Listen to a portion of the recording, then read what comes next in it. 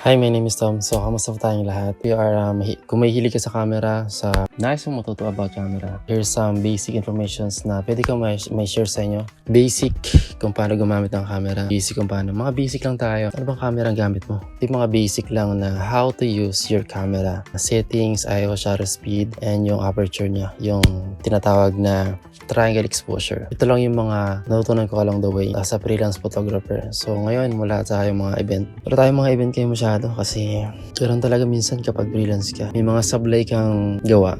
So wala tayong client. Di ba may reason? So walang client, wala kang gagawin kundi ito tayo ngayon. Ano ba yung magandang camera if you are going to buy a new camera? DSLR camera, mirrorless, or full frame camera? Ano ba yung pinaka magandang specs, ano yung magandang quality, ano yung magandang name ng camera, Sony, Nikon, Blackmagic, Fujifilm. Based on my experience, pinaka tinitingnan ko dito kapag bibili ako ng camera. Noong una, hindi ko pa chinecheck kasi hindi ko naman alam, diba? Sa una.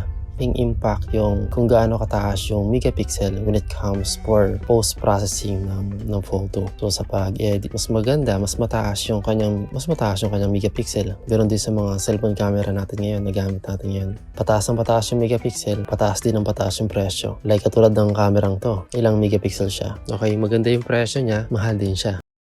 Maganda yung camera, maganda rin yung presyo. For photography, ito yung pinaka-option ko. Depends pa rin sa kung saan mo siya gagamitin, kung event o hobbies lang. Okay na tayo dito sa mga DSLR na camera. Yung iba nga, mga 5 to 10k lang meron na yung mga second hand sa marketplace. Ang unang camera ko is yung Nikon D5500. Goods na siya for photo and video. Pero ang pinaka-problema dito is yung kanyang autofocus system is medyo mabagal. Okay na siya for siguro mga A-roll or mga simpleng B-roll lang. Wala siyang in-body image stabilizer. So, napaka-importante yun kapag sa video naman. Sa photo naman, kanyang autofocus sensor. Kahit gumalaw yung subject, mabilis niya nga susundan yung subject. Mas maganda yung responsive yung kanyang autofocus system.